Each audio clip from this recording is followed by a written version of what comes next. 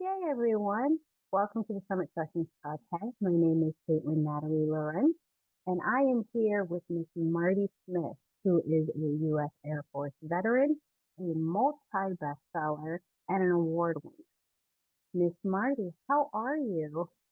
I am blessed and so excited for 2025. I thought 2024 was the bomb. I was mistaken. Evidently, whatever momentum God started for me and that last year has just kept on exploding all around me. And so now I have to be focused and very determined to keep my mission and my passion. Otherwise, I'll be all over the map. That is great to hear.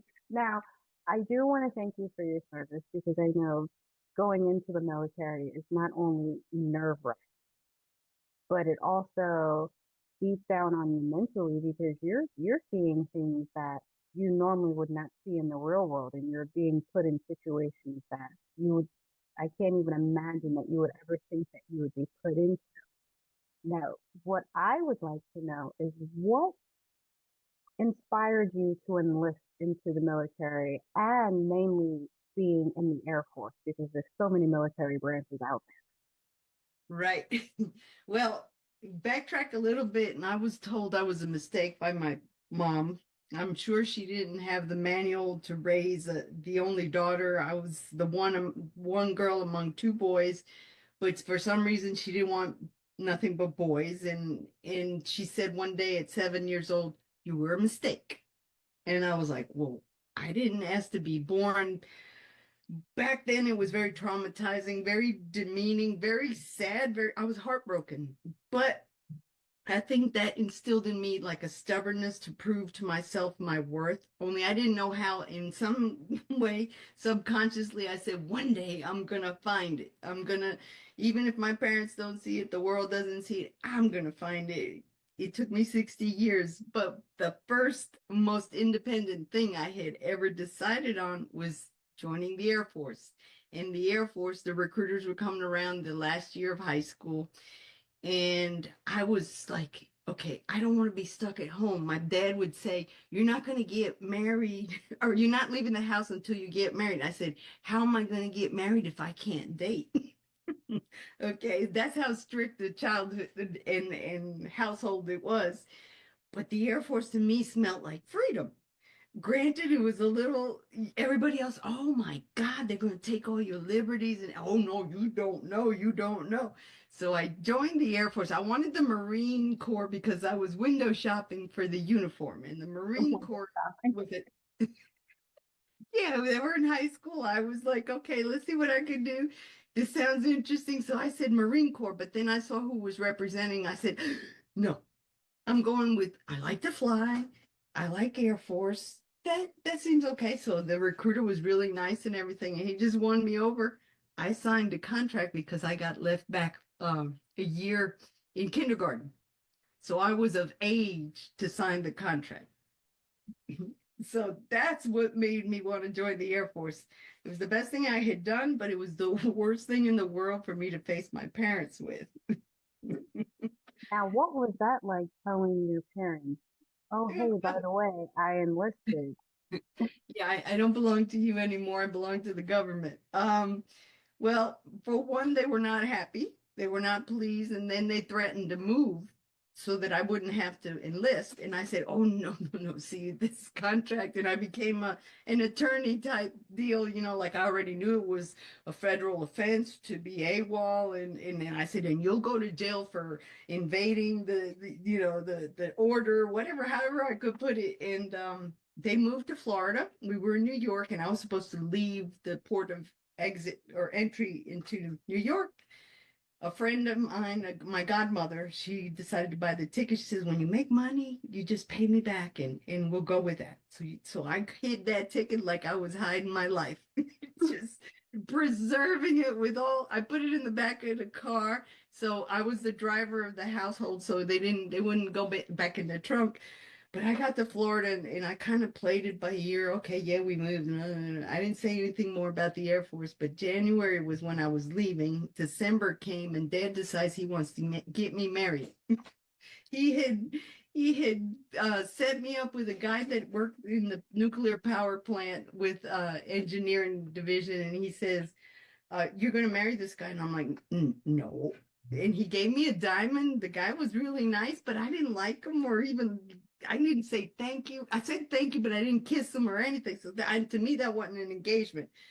But to Dad, I was engaged, and to him, I was engaged. And I was like, I'm leaving in January. I left, and they threatened to keep me there. And I said, no, the taxi's on its way. I'm going.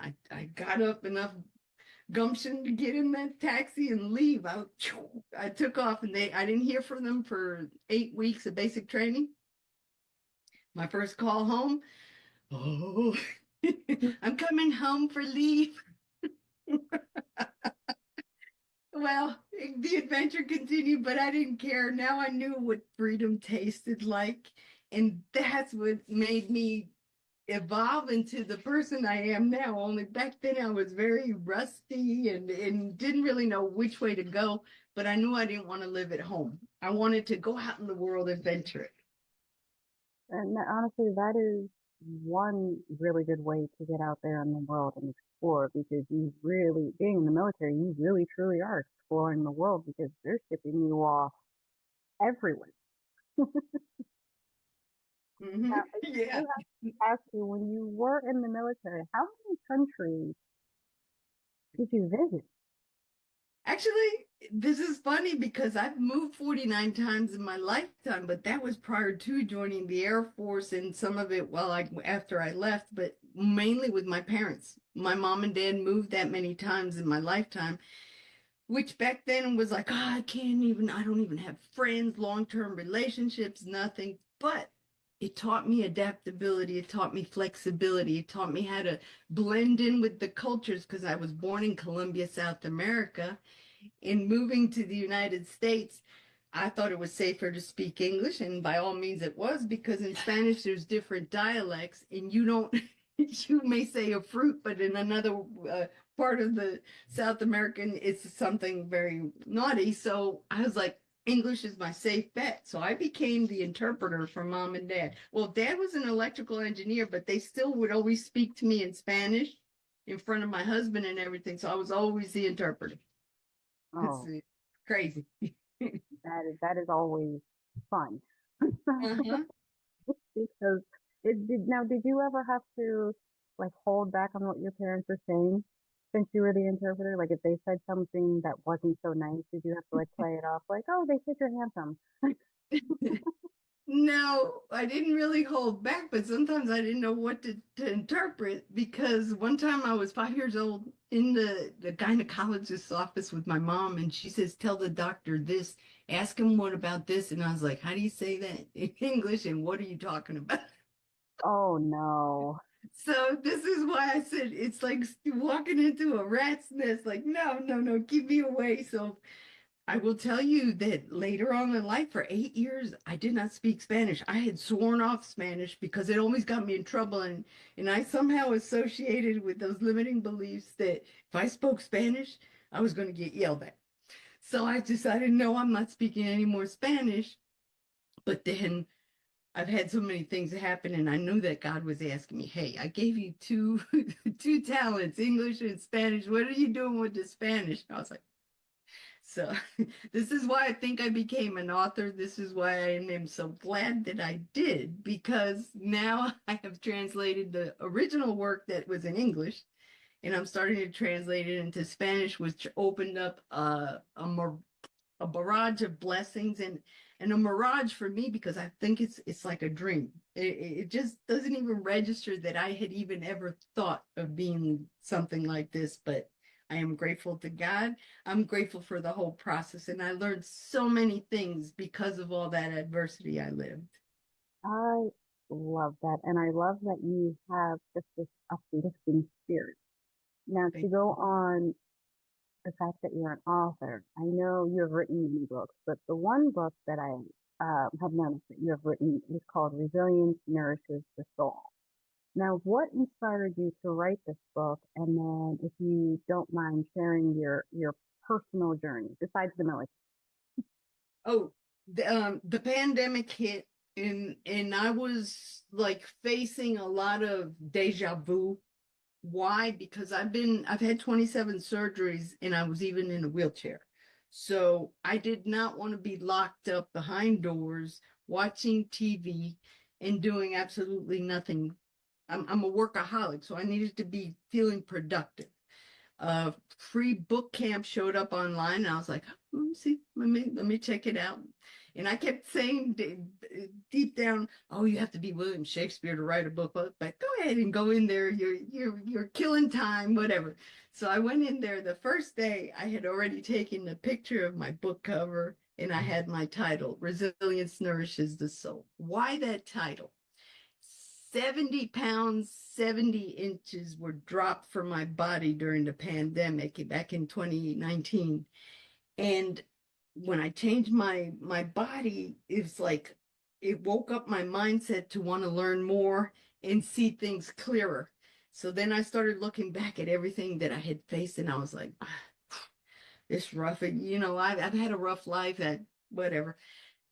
But I said, write a book, write a book. At first, I thought, ooh, this is going to be a horror story. I'm going to tell all the bad things that ever happened to me. And then I heard the voice of God say, oh, so you're adding more crime to the already messed up society out there. Why do you want to add insult to injury?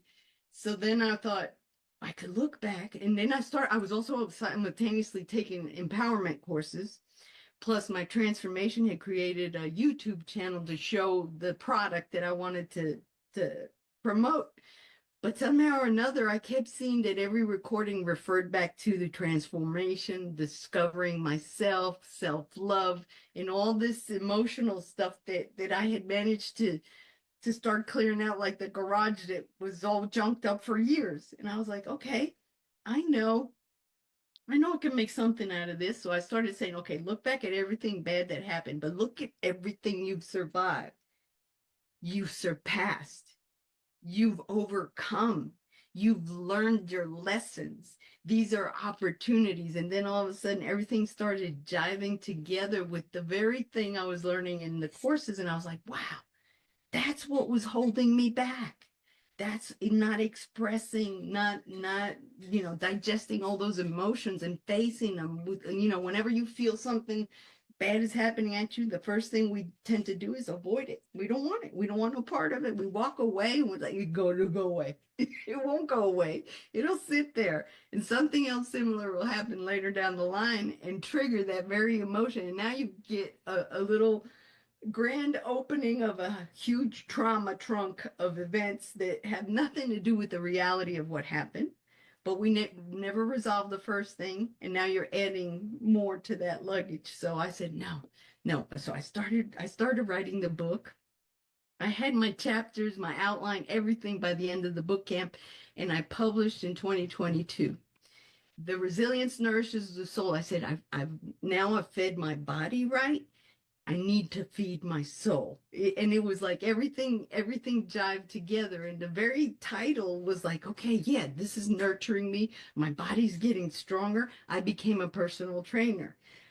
After all those surgeries, after all that medical stuff, that I would even be a personal trainer at 62 is like, who in God's name came and substituted the woman that was never gonna do anything or amount to anything or given up on everything or supposedly, but I had never really given up. I just kind of like, what was me victimized myself. But no, it was like it God opened a door, an opportunity to so many things. In January 2023, the first award came, and I was like, wow, oh, this looks good on the resume. I'm gonna kick butt with this. And all I really wanted to do was put it on Amazon and see a little bit of residual income. I wasn't gonna make it a business or anything. Okay. No. 6 months later, they call me. We've nominated you for Women of Heart Awards. And I was like, who are you and what is that? It's an international award representing women. La, la, la. And I was like, whoa, okay, that looks good on the resume. So later on in September, they said, you're coming to England. You have to pick up your award. You've actually won. And I was like, okay, now it's getting real. In the meantime, I had already been asked to be in two anthologies, Ripples of Grace, which the titles kind of blow my mind. I didn't pick the titles, but they were picked for me, I say, because Ripples of Grace was one and Gratitude was the other. And I was like, okay, those people, that publisher said that I was nominated for a story of global impact. Simultaneously, while I was in England, they were giving me an award in Ireland. And I was like, whoa, I got back home to North Carolina. It didn't end there. Now the Spanish in me had come out, and I was like, Inspiración 2023, Latinos sin Fronteras. It's Latin Without Frontiers 2023 inspiration. And I was like, okay, I started writing that I was going to write more books, and I just kept writing. I kept writing. I started getting published in magazines. I started getting interviewed. It was like boom, boom, boom, boom, boom. TV show, radio, podcast, you name it, I've been on it. And I was like, whoa, okay, no, this is a reoccurring thing now, and I kind of like it. I finally got over my fear. I've launched myself out of the comfort zone into an environment that I want to share, a legacy of hope. Why? Because I never had children and I wanted to leave something good behind. And so all this culmination of all these, I'm on my ninth book. A Creative Chaos Warrior was a top seller. 100 Voices of Women was another top seller. And Expertas Sin Fronteras, again, the titles keep following me. I don't pick them. They just kind of come along and say, we want you. So it's serendipity, it's God, it's miracles, it's blessings galore. But the thing about it all, the awards are beautiful and I am forever grateful.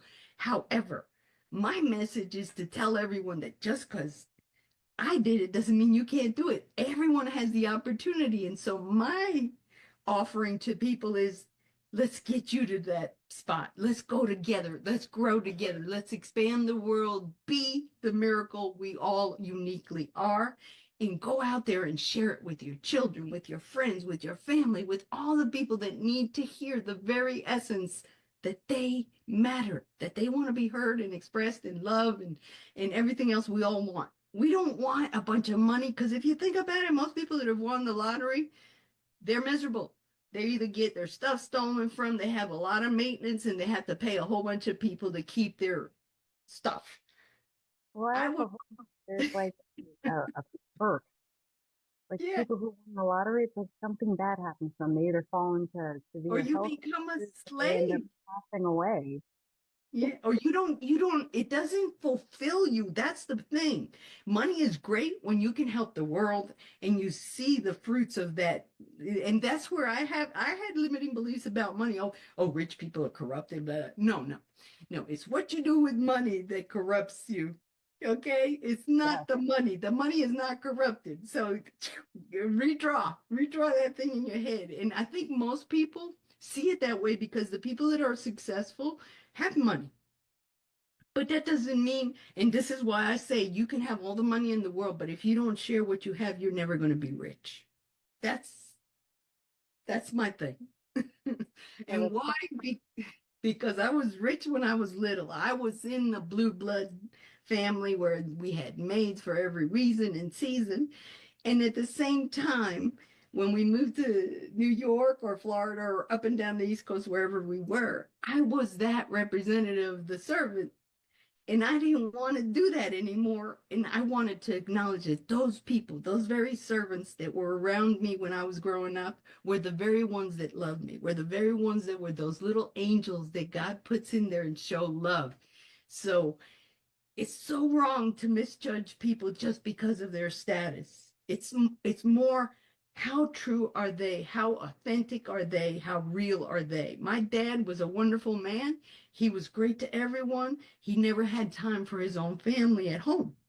He was traveling all the time. My mom, she was all about, being popular and everything else. And she did her own thing, what she knew to do. That's what she was taught. So it's a circle of events that we keep passing on generations. And I want to stop that. I want to break those chains and say, just because it happened that way doesn't mean there's not another way to do it. There's a better way to do it when you include people, when you resolve things as they happen instead of let them all build up and you explode and then there's no turning back to what you've done. I completely agree. When you bring up being rich, not in the money aspect, that honestly touches on me because just last night when I was laying my daughter down in the bed, she asked me a really good question. She was like, "Mommy, are we rich?" And so I asked her the question back. I was like, "Do you have your health?" Like, yes.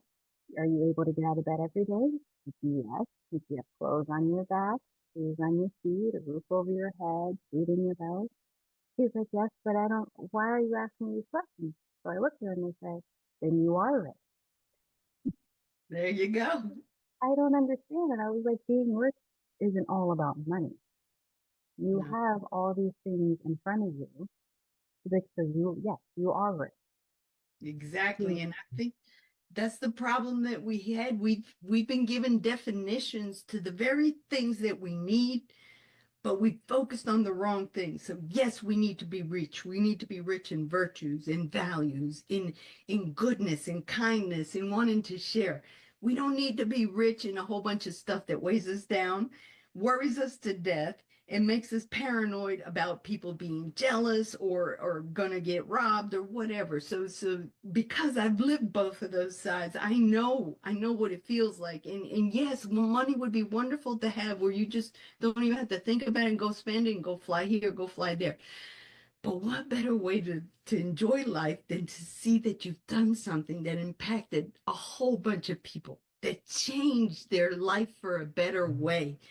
They can't give me enough money to pay what I feel inside. If in fact, I think if everybody had a taste of this, if I could bottle it and people would taste that little portion of abundance, of joy, of love for life, I don't think we'd be hurting like we are. Everyone is hurting right now. And why are we hurting? Because we haven't resolved. We haven't committed to being better every day.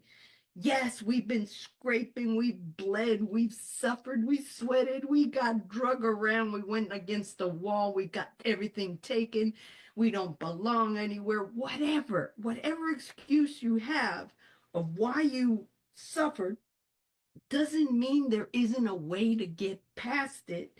If you find the goodness that is in you, if you surround yourself with the right people, because that toxic environment competes for, let's see who could be the biggest Debbie Downer.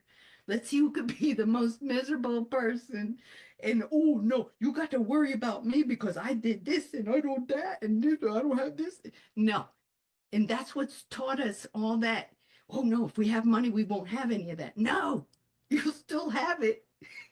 You'll still suffer. You just are adding more to the luggage that comes with that responsibility. So it's life is simple. We complicate the hell out of it. Is the bottom line. That's how I see it. we really do. And I will never understand why we do that, but we do. Because we haven't been given the right instructions. We weren't born with a manual. Now, the only manual that I know of life manual, is the Bible. But not everybody interprets it the same way. Not everybody's reading that book. So it's more about looking at yourself and saying, okay, I didn't come out of the thin air. Someone, some force created me because I don't have to think about breathing and walking and talking and seeing and all that. Everything is designed divinely. Okay. And that's where I associate God created each and every one of us. He put everything we need for our life to be joyful. We got lost in the track, threw the books out, chewed the covers, and then decided to go our own route trying to find our way. That's why we are suffering depression and just confusion where we can't focus on our dreams. I completely agree. Now, you were named the top resilience ambassador by the IAOTP. What does that mean to you? That's a mind blower too, because after the top sellers, okay, it's like, okay, whoa, okay, nice way to wrap up the year. And then all of a sudden, boom, we've nominated you for International Association of Resilience of Top Ambassador. What in the world? And I've been dubbed an ambassador because I've suffered so much trauma, and yet I've overcome it and shared it, the impact of how it changed me and transformed me. These people say anonymously somebody nominated me, and this is where I've gone into that environment of people wanting me to push forward, taking me under the wing and saying, and I appreciate whoever nominated me. I appreciate them to death. It's intimidating. It's something way bigger than I ever imagined that I would do. But at the same time, I want to represent the very thing they've elected me for. So it means the world for me to transmit that globally. They did a press release. It's supposed to be released to 200 media outlets, something, something. I just want the message to get across. And I keep asking God, make me global, make me global. Well, somehow or another, it's happening. I'm living it, and I'm still pinching myself just from the fact that I lost all the weight, just from the fact that I became a personal trainer and I'm walking and I'm talking and now I'm going in public because I was the number one person that was always in their comfort zone. Don't make me talk. Don't make me look at other people. Don't make me you move 49 times in your lifetime. You don't want to meet anybody Yeah, because you're not going to stay with them long. yeah, So, so to me, cameras were like, I'll just be a joke, making faces or whatever. But someone put a camera in front of just me, and I would want to just like duck. No, no, no, no. And I was very shy, a very big introvert. Now you can't shut me up. But I'm loving life because the work that I don't call it work. I call it more like my passion fuel is happening, and it's pushing me to continue going and getting up every morning at 5 o'clock in the morning and go, yes, give me another chance, Lord, to make it better than I did yesterday. And you can't get gasoline like that out there. no, you cannot. You really, really cannot. Now, you're also a wellness coach. So how do you help women integrate body, mind, and spirit into their daily life? Well, I got the certification and I did do it for a little while, but the pandemic was very challenging. That's probably why I kind of drifted over into the authorship. So I worked out. I worked out a lot, but this last year, and this is God's way of reminding me that just because you're going out there doesn't mean that I'm not going to remind you of what you've been through. So I pinched 3 nerves in my back, and by all rights, the old Martie from before would be going, I'm not getting on camera. Mm, I ain't showing everybody I'm hurting. But now I see the difference is I'm focusing on my mission instead of my pain. And I can tolerate a whole lot better. I'm not taking any medications compared to the 14 pills I used to take back then. And all those surgeries and all those scars and everything else were just kind of like adding more insult to that injury that I had of myself, that I was a mistake, that I was no good at anything, that I lost careers, that I couldn't be in the Air Force. That I went to the medical university to treat cancer patients with radiation therapy. I loved that job. Those kids that were dying in that situation were teaching me how to live, and God put me there for a reason. Why? Fast forward, my mom had breast cancer. Guess who ended up coming to assist? And I'm privileged that that happened because I was able to initiate that catharsis. That book, The Resilience Nourishes the Soul, was the beginning of a catharsis. And then I started seeing, okay, I was able to recoup a lot. And I also see that if I had not gone through any of it, I wouldn't be in front of you talking about it to anybody or anyone. I'd still be, you know. So it's just taking that perspective, switching it around and seeing it for what it is. But it's just a wonderful thing to go through, and I think everybody has a story to share and can do the same thing. That's why I find it so wow. We're it scared, definitely, but scare is the number one reason why we doubt. If we have faith, we're not supposed to fear. That is a fact. Now, what we think is faith and how we play our faith are another subject, but I already see that if I'm afraid, then I'm gonna cower down and not really look for anything. But if I'm not, if I'm like, I drop my fear, okay, okay, what could go wrong? Maybe a lot, maybe not nothing at all, or try it, you'll learn something from it. So you take the calculated risk, not the, oh, I'm not going to think about it. I'm just going to jump in there, and then you're going, then you'll really be scared and frightened and in panic mode. But you have to, that's why clarity is number one for all of us. If we don't have our brain clear, and we don't have that one thing that we're focusing on, everything else is just going to be a turmoil of confusion. We won't be able to sort out what applies to us, what we can affect, and what we can't control. So it's a combination of everything, but it all starts with us, and it's all within us. It definitely is. Now, what advice would you give to someone facing monumental challenges and feeling overwhelmed? First of all, we're all gonna go through it. That's unavoidable. Facing that. The difference is the outcome of how you look at it. If you look at it and focus on it and drill it in your head that that's the only thing happening, you're not going to look for solutions. You're not going to ask for help. You're not going to go to therapy or whatever it is that you need to find to resolve that situation and digest that emotion and say, okay, I can do this. I can deal with this. I can control these things. So let me see how I fudge that. I can't control this, so throw those out. You can't, if you can't control something, throw it out. We can't control the economy right now. We can't control war, but are we just going to sit here and focus on all that?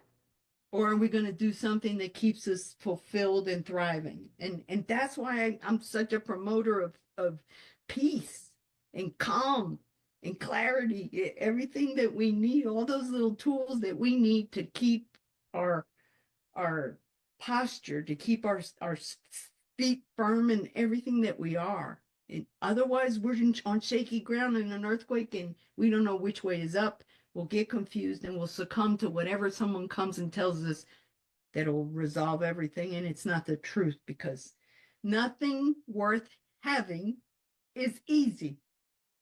You know that. Everybody knows that. The problem is society makes it sound like if you get this, boom, it's all done. No, there's no instant. In fact, you don't even get that the fulfillment when you have instant because okay, yeah, I won an award. Ooh, I'm top seller. Now what? You still got to keep going. You still Hmm. got to keep working. Okay, get another top seller. If you could do one, then you could do more. If you could do this, you could do that. And that's how we have to look at adversity. If you got through all the things that you had in the past, there must be a reason why you're going through this again. You either didn't learn your lesson, you have something to resolve, or you're going to share it with someone else that needs to hear it too. So it's like there's all kinds of options. And when you involve someone that you can trust, that you could talk about, that's why it's so important to have someone that is like your soulmate. Like, find that person. And if you can't find them, find a therapist, or have that faith, or read those things that calm you and make you focus on what it is that you need to change, because that's all that it is. It's a matter of changing our perspective. It really is. Now, how does being featured in Brain Magazine's Top 500 for 2025 reflect your influence in the field of personal development?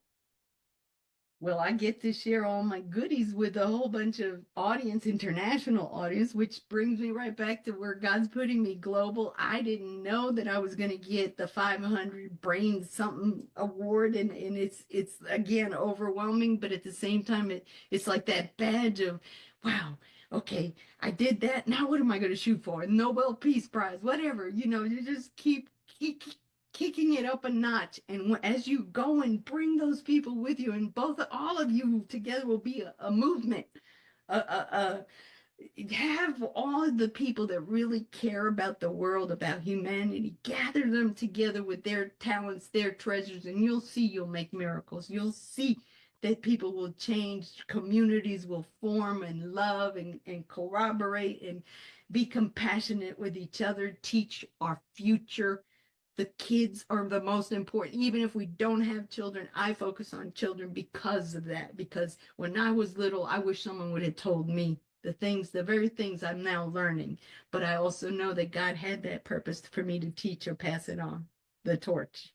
You sure did. Now, you've been married for 42 years, correct? Yes. What lessons have you learned about perseverance and hope looking back on over your 42 years of marriage? I think he learned more than I did about that. And I also learned when you exchange amounts for better, for worse, for rich or for poor, you kind of just like, okay, let's get through this so we can go party. That's how I was. That's how I was when I got married. I love him. I met him in May. We got engaged in August. That's not a long engagement. And we got married the following February only because we couldn't find a church sooner. But I will tell you that he exceeded those vows. He has looked out after me for all the surgeries, for all the traumas, for all the emotional luggage I brought along for the ride.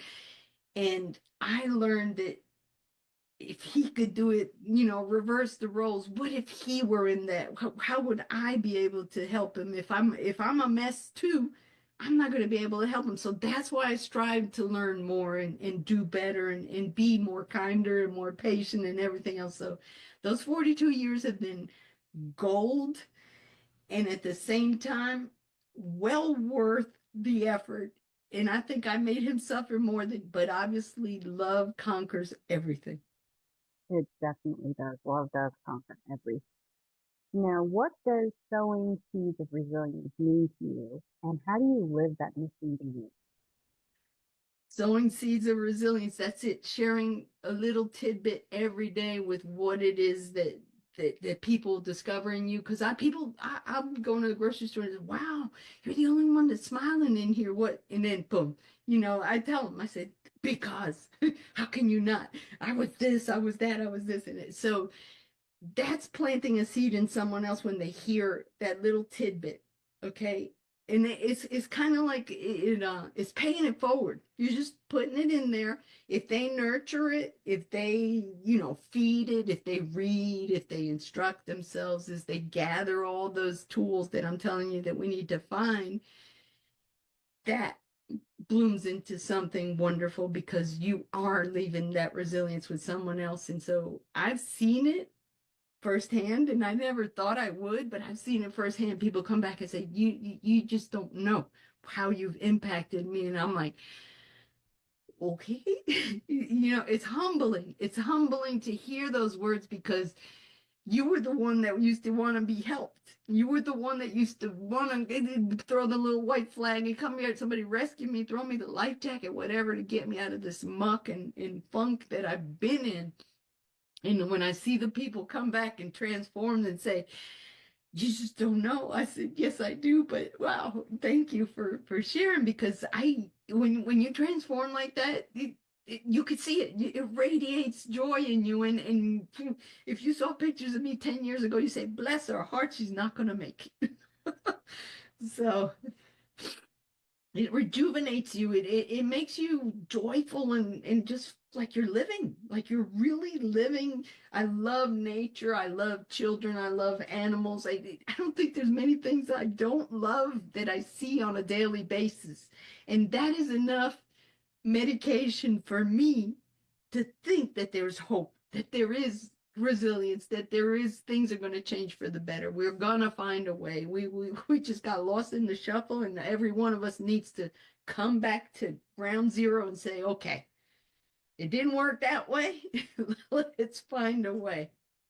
I love that. I honestly, I love that. And it, to me, it sounds like and I'm pretty sure you don't want to look at it this way, but your near-death experiences have opened your eyes more Oh, to the world and absorbing everything and taking everything in and seeing the positive in everything rather than the negative. I believe you're exactly right. And in a way, I think I'm acknowledging that because I used to be very, very withdrawn, very cold-hearted because I didn't want to get hurt. I didn't want to expose myself to anybody. I was kind of arrogant and like I'm here because no.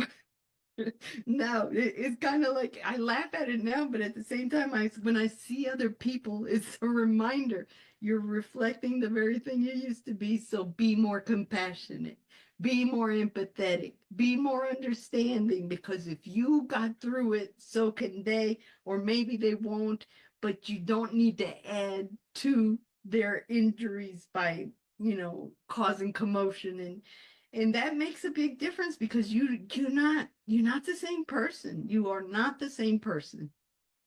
No, you definitely are not. Now, I want to touch base on your skills because you seem to be, you have a lot of skills under your belt. Not only are you an author, you're a mechanic, a photographer, and a carpenter. Like, Uh-huh. mind blowing. Now, There's all more. There's more an instrumentation fitter in a nuclear plant. I can fix oxygen regulation, bend tubing. And I worked on a nuclear power plant here in North Carolina and it hasn't fallen apart. So I must have done something right. I got certified to build scaffolding to go as high up as the cooling tower. I mean, I was climbing up there with these big heavy metal sticks and putting this little square together for people to come climb up there to work on stuff. That took guts. But at the same time, I know that it's like, if I could do that, I could do the little stuff, the easy stuff. And so I started with my husband. He became an interior woodworker, and we worked parade of homes. Ended up doing the carpentry inside, hanging doors, windows, doing the fireplaces, all that. And we ended up remodeling the home we bought in Charleston, South Carolina. That was our dream home. We had fixed it, lived there. That's the longest I've ever lived in one particular address, 18 years. To me, that wow. was home. And the only reason I moved was to come back and help my dad because he had Alzheimer's and mom had cancer and dementia. So this is why it's kind of mind blowing because if people had heard what I had been through all my life, why did you go back? I wouldn't do that. I wouldn't. Yes, but you don't know what it feels like inside to have that guilt that you didn't resolve it. So when I ended, it wasn't easy. I don't wish this on anyone, but it taught me so much. And then that cancer radiation that I didn't get to practice as a career helped me patient care my mom. And the fact that I went to medical school, I diagnosed or helped diagnose dad's Alzheimer's because he wouldn't remember anything. And I was like, ooh, let me call the neurologist. Neurologist came, yeah, your dad has advanced stages of Alzheimer's, but mom had dementia, so she didn't have all of the awareness that it was happening to her as well. So it's an adventure. It's an adventure, but I've learned a lot, and I'm grateful that I got through it with the grace of God. You did. It seems like that you needed that closure. Hmm. Like, Yes, from how it sounds like God placed these obstacles in front of you so that you could close that chapter of your life right, and kind of sort of get answers to questions that you have been wanting to ask but didn't know how to. And right. now you're excelling Hmm. because you And have that's that closure. and it's funny you bring that up because it can happen to all of us. That's the part that I keep saying is going back to all of you, not just me. I'm showing you, I'm telling you, but I promise you, if you start resolving all those very things that get on your case and just like, it's hopeless, it's helpless. No, there's a solution. Granted, some people are more challenging than others, and that's all right, but that's part of the endurance. That's part of the temperance that you build, and you build that strength where the little things don't bother you as much as they bothered you before because the big things haven't been resolved. So you place that priority over the very things that keep gnawing at you and they keep driving you. And I think that's what helped my catharsis.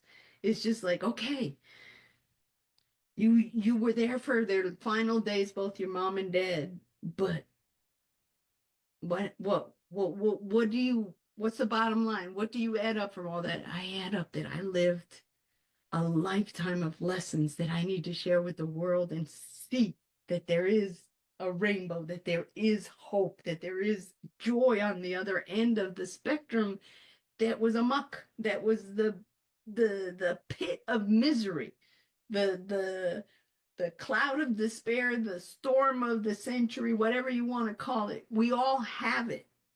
We need to clear it. We need to start sorting all that out. And how do you do that? The one thing that taught me or initiated the process, and this I will share with the world because I think if we start doing it, we would have, whoa, okay. We're all this and all that. But when someone asked me, give me a list of 10 adjectives that describe you, good things that describe you, I was like, I, uh, I doubted. But that very doubt was what made me realize you don't appreciate you. How do you appreciate anybody else if you don't appreciate you? How do you love anybody else if you don't love you? That's why I keep going back. We have the ingredients in us. Sometimes we have to dig them out. Sometimes we have to get other people to push them out of us because I have friends that told me, oh, you can this and you can that. And I'd look at them like they were way too many past the bottle of champagne or whatever. I don't think so. You must be drunk. You must be high, whatever. You're not making any sense. You're not talking to the person that can do whatever it was you said you can. Now that I chew my words and see the very things that they were saying, now I'm more vigilant to see it in other people. This is that paying forward. It's like it just doesn't just affect you. It affects everything around you. And if you affect it that way, you're gonna have a better lifestyle. You're gonna enjoy your passion, your purpose, and your mission in this world. And everybody does have a mission in this world. It's Yes. just a matter of figuring out exactly what that mission is. Mm-hmm. And I believe that this is where perfect where you come into play because you're pretty much rolling out the red carpet and telling people you're gonna make mistakes and it's okay. We Mm-hmm. all make mistakes. We're all human. It. Our That's it. mistakes help us to grow. Uh-huh. And that resilience is like a muscle. If you don't exercise it, it's gonna be flab. It's gonna be all wobbly, and you're not gonna know where you go, where you stand or what you're about because you'll fall for everything. And that's the key. That's the key is flexing that resilience muscle and start with baby steps because I say baby steps are the coolest thing in the world. So when people said, "All right, write the 10," I got that 10 adjective list done, and I was like, "Let me check it again." You know, you're still doubting, but you're like, okay.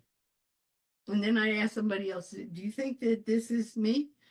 Oh no, you're this and this. And they add more to it. And I'm like, okay, no, all right. I'm the one that's mistaken. I'm the one that's misreading myself. I'm the one that's heard all this garbage and let it filter into me the reality of what is not. Instead, get rid of all that mess, see it as it really happened, as a lesson, as an opportunity, and you won't be feeling half as bad for yourself because by all rights, you're alive, you're breathing, you could talk about it, and you're past it.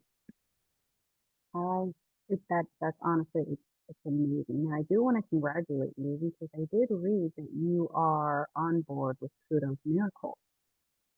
Yes, that's a How little something, something. how do you see yourself making an impact with Kudos Miracles? Because I know that they are dealing mainly with homelessness and bringing opportunity to people who have the skills, have the drive to want to do it, but just need that push, if Well, you the will. very nature of what the resilience ambassador involves is the very thing that Kudos is looking for. Kudos provides solutions. There is, if we gather the troops of people that have the know-how, that have the information, that have the ability to educate people with. And that's one how I'm playing into this is educating people from the kids all the way up to the elders. Resilience. How do we start? How do we put ourselves in that channel of flexing that muscle, flexing that ability to overcome adversity? And I love the fact that we're parallel with the same mission and that it's global and that it's international. And Matt is so, him and I have very similar stories. We've had numerous things that we've been challenged with. And that's where I say God puts all the right instruments along the way to make you grow and feel like you can overcome so much more. You really can. You truly can, as long as you have your faith. That's it. That's it. Keep that positivity. Now, you have written many books, and what I would like to know is where can you all find your books? They're all on Amazon. I will send you the link to Linktree. I got social media. If you open it up, you're gonna find some kind of something of mine. I have it on my website, martiemsmith.com. But I just want people to realize that there's alternatives to changing how we live daily. If you don't find me, find someone else, but find it, and live it, enjoy it, pass it on to your kids, to everyone around you, because we all need it. We all need it. That's why the world is suffering. We're suffering because we don't have what we need, and it's not money. It's not money. It's we need recognition. We need acknowledgement that we're worth something in this world, and that we could contribute the talent, the treasure, and the things that God put in us. Beautiful. Now, besides your books and workshops and Kudos Miracles, and I looking forward to reading what's next for you, but what is next for you? So now, as part of the kudos thing, I'm building the courses to teach. I'm also working on a children's, like the 6 to 10 year old range, a children's book of adventures with Martie. But it's all about how I discovered resilience along my trails, and that's what I want to share with the world. Because if these kids repeat this story, or grow a relationship with the character, then they're going to learn resilience along the way, or at least try. That is, now, if you could share one piece of advice to the viewers, what would it be? If you believe, you will achieve. Set your priorities, get them right. It's what's important, and it doesn't cost money. It's what makes a difference in your life, and prioritize on that. That is beautiful. Thank you. It's really beautiful. I want to thank you so much for your time today. It was Thank great you. speaking with you, and it was a pleasure knowing all about you. And again, thank you so much for your service. Thank you for all that you do. Thank you for being that motivation to the world for everyone, whether it's kids to the elderly. I love it. Make sure you all check out www.martiemsmith.com for all information on her, and also you can see where to purchase her books, which they are all on Amazon. Yes. Thank you for tuning in to the Summit Sessions podcast. Thank you. Thank you all that are listening, and I hope you got a little tidbit of gold nugget that you can take and do something with your life. God bless. God bless. Thank you so much. This is Martie. You have a wonderful day. You too.